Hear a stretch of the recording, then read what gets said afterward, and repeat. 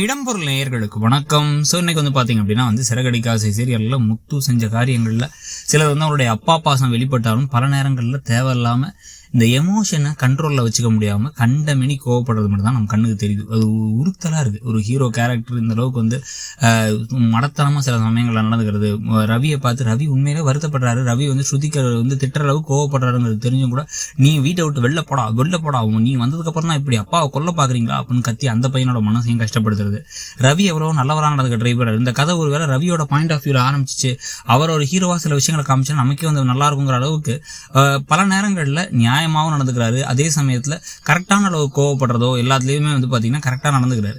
ஆனால் அப்படி இருக்கும் பொழுது முத்து ரொம்பவே அவர்கிட்ட கோவப்படுறதே நமக்கு ஒரு மாதிரி கஷ்டமாக தான் இருக்குது. இதில் வேற இந்த ரவி நிஜமாவே இந்த சீரியல் ஆரம்பிச்சிருந்து இப்போ வரைக்கும் பார்த்தீங்கன்னா இந்த மீனாவை கூட்டு போய் ஓடி போய் கல்யாணம் பண்ணதை தவிர அவர் வேற எந்த தப்பையும் பெருசாக பண்ணவே இல்லை. மீனாவை கூட்டு போகாமல் அவராக ஓடி போய் கல்யாணம் பண்ணியிருந்தா கூட பரவாயில்ல, ஒரு நியாயம் இருக்குது அப்படிங்கிற மாதிரி சொல்லியிருக்கலாம் நம்ம.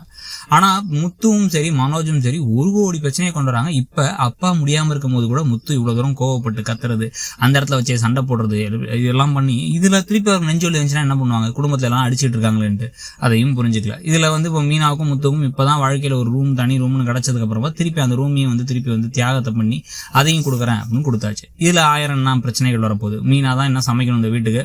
மீனா பூக்கடை வச்சு கொடுத்தது எதுக்கு? இதுக்கப்புறம் மீனாவும் வேலைக்கு போகிறாங்க. அப்போ எல்லாரும் வேலையை பிரிச்சுப்பாங்கன்னு பார்த்தா அதுவும் நடக்கல. மீனா தான் எல்லா வேலையும் செய்ய போகிறாங்க. இது இல்லாமல் பார்த்தீங்கன்னா ஹாலில் படுத்து தூங்கணும்.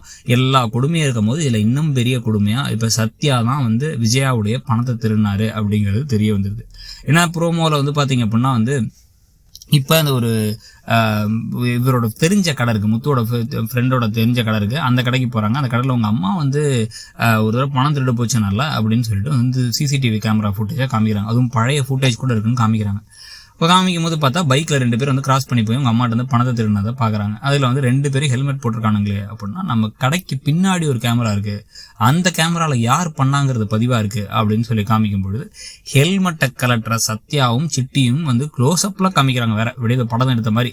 அதை பார்த்த உடனே ஒரு ஷாக் ஆகிறாரு. சத்யா தான் திருநாருங்க தெரிஞ்சதுக்கப்புறமா நேராக போய் சத்யாவை படால் பண்ண அடிக்க போகிறார். இப்போதைக்கு இதை இதால் வீட்டுக்குள்ள பிரச்சனை வர வேணாம், மீனாவுக்கு இதெல்லாம் தெரிய வேணாம்னு நினைக்கிறதுக்கும் வாய்ப்பு இருக்குது. இல்லை இந்த விஷயம் தெரிஞ்சால் கூட மற்ற யாருக்கும் தெரிய வேணாம் அப்படின்னு தெரியறதுக்கும் வாய்ப்பு இருக்கு.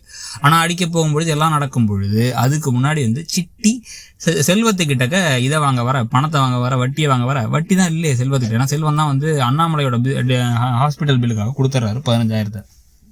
அப்போ அந்த பிரச்சனை நடந்துகிட்டு இருக்கும் பொழுது டக்குன்னு உடனே இப்போ சிட்டியை பார்த்து நீ தானடா அது, நீ தான் எங்கள் அம்மாவோட பணத்தை திருடினது பலான்னு முத்து அடிக்க அவரே ஒரு ரவுடி. சண்டை காட்சிகள் அதிகமாகும் போது அந்த பக்கம் சத்யா வர, சத்யாவையும் போட்டு இழுத்து போட்டு அடிச்சு இந்த விஷயம் வீட்டுக்கு தெரிஞ்சிச்சு அப்படின்னா இவ்வளோ பெரிய பிரச்சனை ஆயிடுச்சு, எல்லாம் அடிதடி ஆயிடுச்சு. இதனால எல்லாம் என்ன ஆச்சுங்கிறத விசாரிக்கும் போது சத்யா தான் பணத்தை திருடினார் அப்படிங்கிறது தெரிய வந்தால் மீனா உடஞ்சி போயிடுவாங்க. ஏற்கனவே சத்யா வைக்க திருடினதுனால தான் உங்க அப்பாவுடைய மரணம் வரைக்கும் நடந்துச்சு. இந்த சமயத்தில் இது தெரிஞ்சு அப்படின்னா மீனா உடஞ்சி போறது ஒண்ணு, மீனா குடும்பத்தை எல்லாரும் கூனி குறுக்கி அவமானப்பட்டு நிக்கிறது ஒண்ணு. இது எல்லாத்தையும் விட முக்கியமா இதுல லைட்டா ஒரு சின்ன விஷயம் இப்ப விஜயாவுக்கு தெரிஞ்சிச்சு அப்படின்னா இந்த மாதிரி ஒரு திருட்டு குடும்பத்துல ஒருத்தி எதுக்கு இங்க வச்சிருக்கீங்க, இவ்வளவு முதல்ல வீட்டை விட்டு துரத்துங்க, இவன் இங்க இருந்தா இவளுக்கு பாக்குறதுக்கு அவன் வருவான், ஏற்கனவே வரும் திருநான்னும் போது நீங்க எல்லாம் என்ன ஏதோ குறை சொன்னீங்க அப்படிங்க போறாங்க. ஆனா அது நிஜமாவே அப்போ திருடுனது மனோஜ்.